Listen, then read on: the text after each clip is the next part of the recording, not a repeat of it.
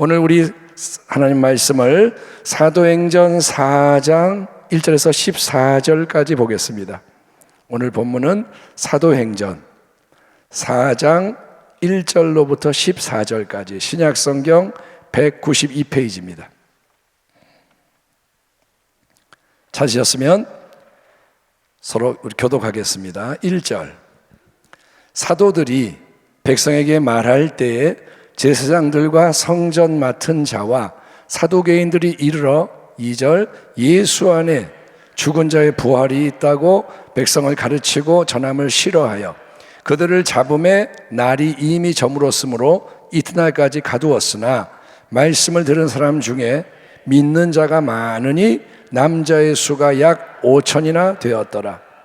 이튿날 관리들과 장로들과 서기관들이 예루살렘에 모였는데 대제사장 안나스와 가야바와 요한과 알렉산더와 및 대제사장의 문중이 다 참여하여 사도들을 가운데 세우고 묻되 너희가 무슨 권세와 누구의 이름으로 이 일을 행하였느냐?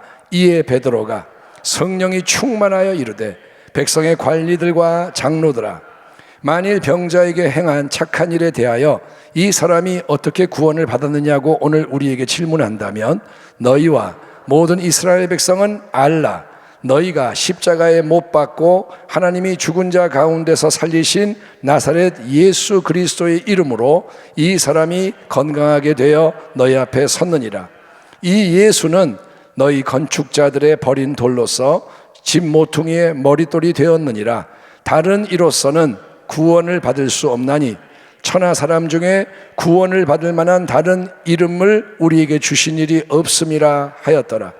그들이 베드로와 요한이 담대하게 말함을 보고 그들을 본래 학문 없는 범인으로 알았다가 이상히 여기며 또 전에 예수와 함께 있던 줄도 알고 14절 또 병 나은 사람이 그들과 함께 서 있는 것을 보고 비난할 말이 없는지라. 아멘. 오늘 말씀의 제목은 천하 사람 중에 구원을 받을 만한 다른 이름을 우리에게 주신 일이 없음이라. 이런 제목으로 하나님의 말씀을 나누겠습니다. 사랑하는 성도 여러분, 우리는 하나님을 믿습니다. 아멘. 하나님은 누구십니까? 영원하신 분, 그분은 창조주입니다. 영원하신 우리 하나님께서는 타락한 인류의 구원을 위해서 신약과 구약이라는 두 가지 언약을 허락하셨습니다. 신약과 구약은 둘 다 하나님이 주신 언약이고 소중한 언약입니다. 구약이라는 옛 언약은 어떤 언약입니까? 짐승의 피로 맺어지는 언약입니다. 모세의 율법에 기초하여 이스라엘 백성과 맺은 언약, 옛 언약입니다. 반면에 새 언약인 신약은 우리 예수님의 보배로운 피로 맺어지는 언약입니다. 예수님이 갈보리 십자가 위에서 흠없는 자기를 하나님께 드림으로 단번에 이루신 속죄는 영원한 속죄인 거예요. 단번에 영원토록 유효한 속죄를 이루셨습니다. 그렇기 때문에 우리 예수님과 함께 하나님의 나라가 이 땅에 도래하기 시작한 후로부터는 이제는 다른 모든 제사가 불충분하고 불필요하게 되는 거예요. 그 전까지는 구약의 짐승의 제사가 필요했지만 이제는 다 필요가 없고 사라지는 겁니다. 더 이상은 우리가 짐승의 피로 수많은 제사를 드리지 않아도 되고 드려서도 안 됩니다. 왜냐하면 영원하신 우리 하나님의 본래적인 뜻은 오직 한 분, 진짜 오직 한 분인 거예요. 하나님의 독생자요 창조의 말씀께서 죄 없는 인간으로 이 땅에 오신 분, 바로 예수 그리스도를 통해서 유대인과 이방인 모두에게 은혜의 구원을 베푸는 것이기 때문입니다. 아멘. 유대인과 이방인 모두에게, 유대인만이 아니라 이방인까지, 아니 이방인 유대인 모든 인생 중에서 택하심과 부르심을 받은 사람들에게만이 아니라 우리 하나님은 만물을, 그분이 지으신 피조세계 전체를 새롭게 만드시는 하나님 나라의 완성을 예수님을 통해서 이루신다는 것을 믿으시면 아멘하시기 바랍니다. 예수님은 그러니까 나만의 구원자가 아니라 만물을 새롭게 하는 분인 거예요. 예수의 생명이 뭐냐? 만물을 새롭게 하는 생명입니다. 자, 그런데 이런 우리 기독교의 절대적인 선언, 오직 예수님이 구원자다, 이 선언은 불가피하게 이 세상 속에서 많은 갈등과 충돌을 일으키게 됩니다. 왜냐하면 오직 예수님 한 분만이 구원에 이르는 길과 진리와 생명이 되신다. 기독교의 복음과 신앙만이 참되고 영원한 것이다 라는 이 주장을 싫어하고 비웃고 대적하는 사람들이 많이 있기 때문입니다. 사도행전 3장과 4장을 보면 두 사도가 등장합니다. 베드로와 요한. 두 사도는 예루살렘 성전 미문, 아름다운 문 앞에서 태어날 때부터 무려 40여 년 동안 한 번도 걸을 수가 없었던 거지, 안진뱅이 거지를 예수 그리스도 이름으로 일으켜 온전케 만드는 놀라운 기적을 행합니다. 은과 금은 내게 없지만 내게 있는 것을 내게 주노니 나사렛 예수 그리스도 이름으로 일어나 걸어라. 아멘. 했더니 그대로 이루어지는 거예요. 이에 놀라서 사방으로부터 몰려드는 수많은 유대인 군중 앞에서 베드로는 오직 예수로 말미암는 구원의 진리를 선포합니다. 그로 인해 믿는 남자만 단번에 약 5천 명이 더해지는 부흥의 역사가 이어지는 거예요. 여러분, 부흥은 하나님이 주도하시는 역사입니다. 우리에게 부흥이 일어나기를 축원합니다.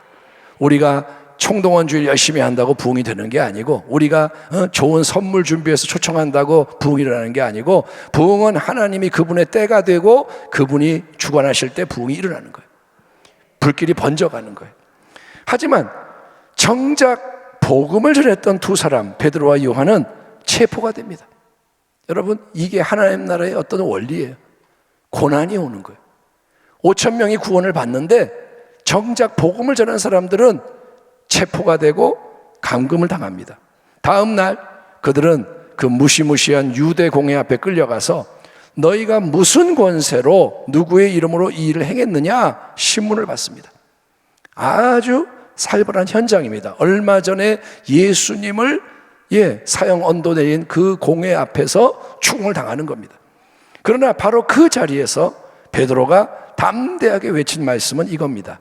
이에 베드로가 성령이 충만하여 이르되 백성의 관리들과 장로들아, 만일 병자에게 행한 착한 일에 대하여 이 사람이 어떻게 구원을 받았느냐고 오늘 우리에게 질문한다면 너희와 모든 이스라엘 백성은 알라. 너희가 십자가에 못 박고 하나님이 죽은 자 가운데서 살리신 나사렛 예수 그리스도의 이름으로 이 사람이 건강하게 되어 너희 앞에 섰느니라. 이 예수는 너희 건축자들의 버린 돌로서 집 모퉁이의 머릿돌이 되었느니라. 다른 이름으로서는 구원을 받을 수 없나니 천하 사람 중에 구원을 받을 만한 다른 이름을 우리에게 주신 일이 없음이라 하였더라. 아멘. 한번 따라하겠습니다. 다른 이름으로서는 구원을 받을 수 없나니, 다른 이름으로서는 구원을 받을 수 없나니 천하 사람 중에 구원을 받을 만한 다른 이름을 우리에게 주신 일이 없음이라. 오직 예수 그리스도의 이름만이 구원의 이름임을 선포하노라. 아멘.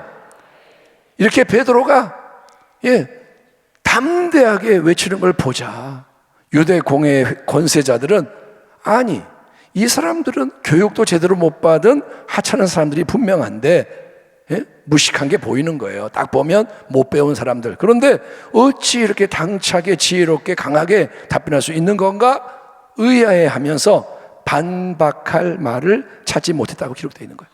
그들이 다 잘나고 대단한 사람들이지만 베드로가 요한이 하는 말 앞에서 어떻게 말을 해야 할지 모르는 거예요.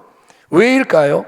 여러분, 이때 베드로가 한 모든 말은 그가 그냥 자기의 지혜와 힘으로 한 말이 아니고 성령 충만의 능력으로 선포한 진리의 말씀이었기 때문인 거예요. 성령이 충만한. 예수님이 말씀하셨잖아요. 너희가 변론을 하게 될 때 두려워하지 마라. 미리 걱정하지 마라. 미리 준비하지 마라. 그냥 들어가서 성령이 주시는 말씀을 선포하라 이거예요. 여러분, 베드로 안에서 베드로를 통해 친히 말씀하신 분은 누구냐? 성령님이셨습니다. 성령이 함께 하시는 거예요. 그렇기 때문에 대적들은 아무리 숫자가 많고 세상적인 권세와 힘을 다 가졌어도 능히 반박할 수가 없었던 것입니다. 마지막 때에 승리하는 비결이 성령 충만인 거예요.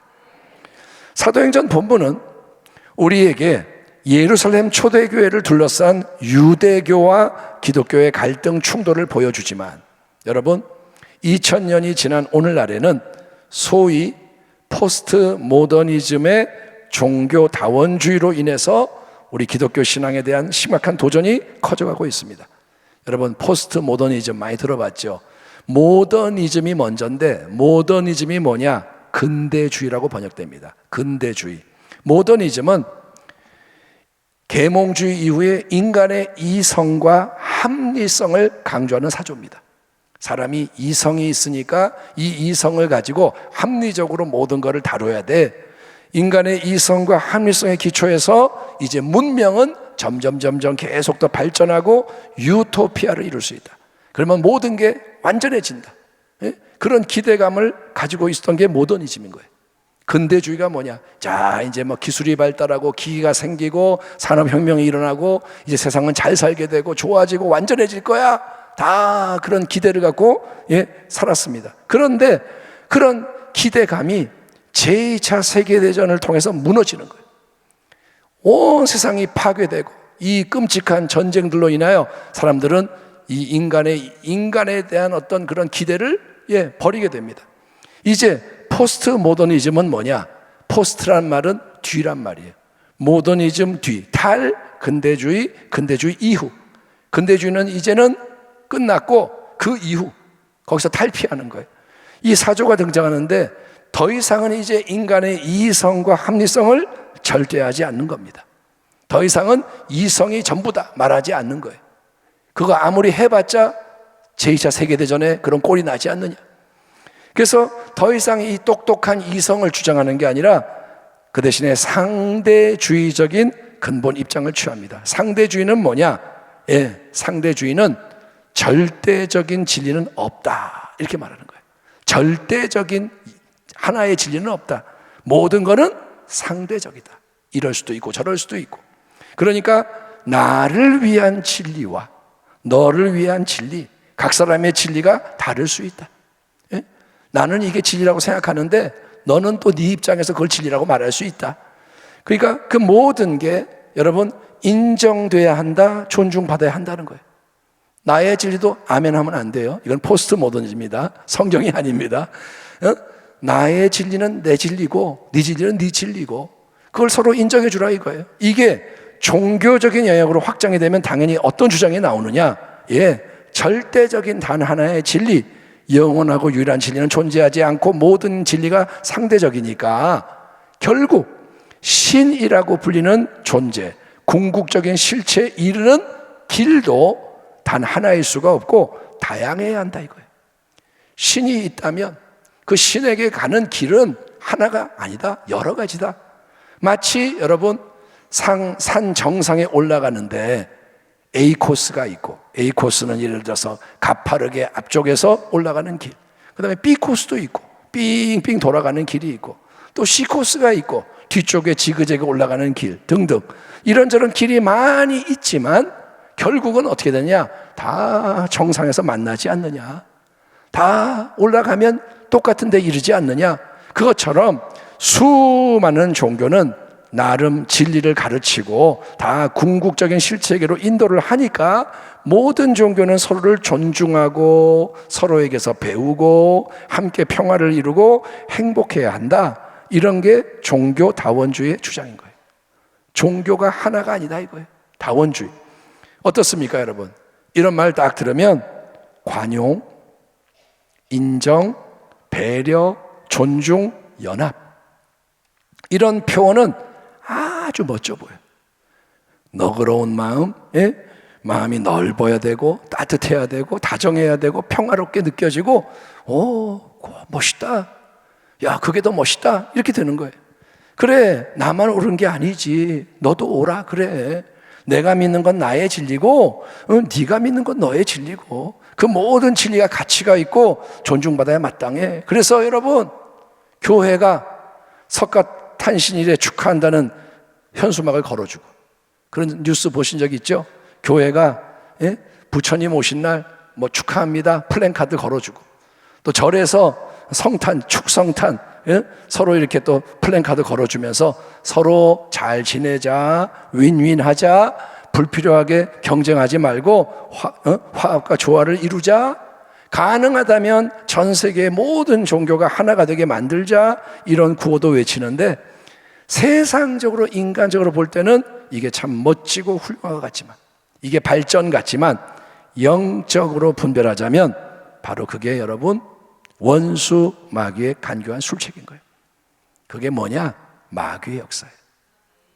적그리스도 마지막 때에 되어지는 일들이 그런 배경에서 나오는 거예요. 예수님께서는 분명히 말씀하셨습니다. 너희는 마음에 근심하지 말라. 하나님을 믿으니 또 나를 믿어라. 아멘.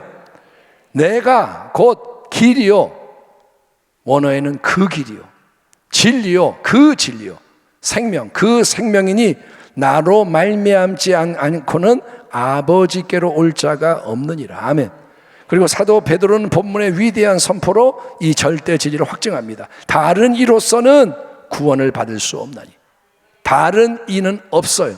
다른 이로서는 구원을 받을 수 없나니 천하 사람 중에 구원을 받을 만한 다른 이름을 우리에게 주신 일이 없음이라 하였더라. 아멘.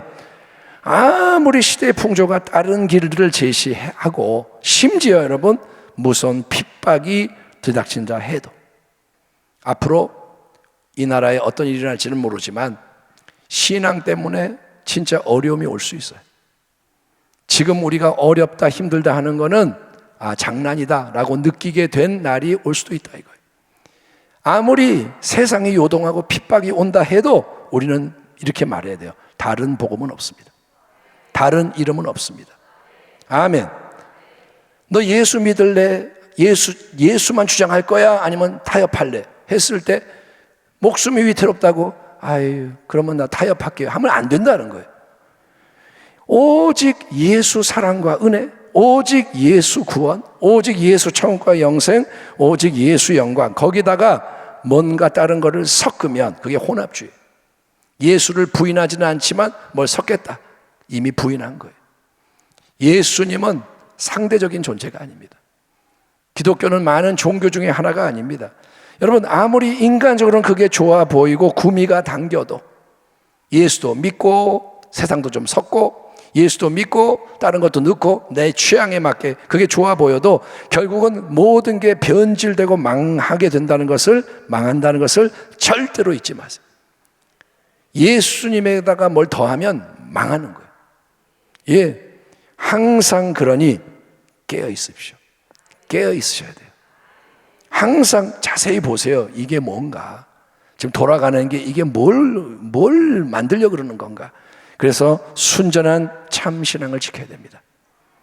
초대교회가 지켰던 신앙, 베드로가 공회 앞에서 지켰던 신앙, 우리의 선진들이 신사 참배하지 않고 지켰던 신앙, 그런 순전한 신앙을 지키며 더욱더 하나님이 행하실 위대한 새 일을 위해서 준비하는 지혜로운 주의 백성, 마지막 때에 참된 교회와 가정과 성도가 다 되시기를 우리 주님의 이름으로 축원합니다. 오직 예수밖에 없습니다. 기도하겠습니다. 하나님 아버지 감사합니다.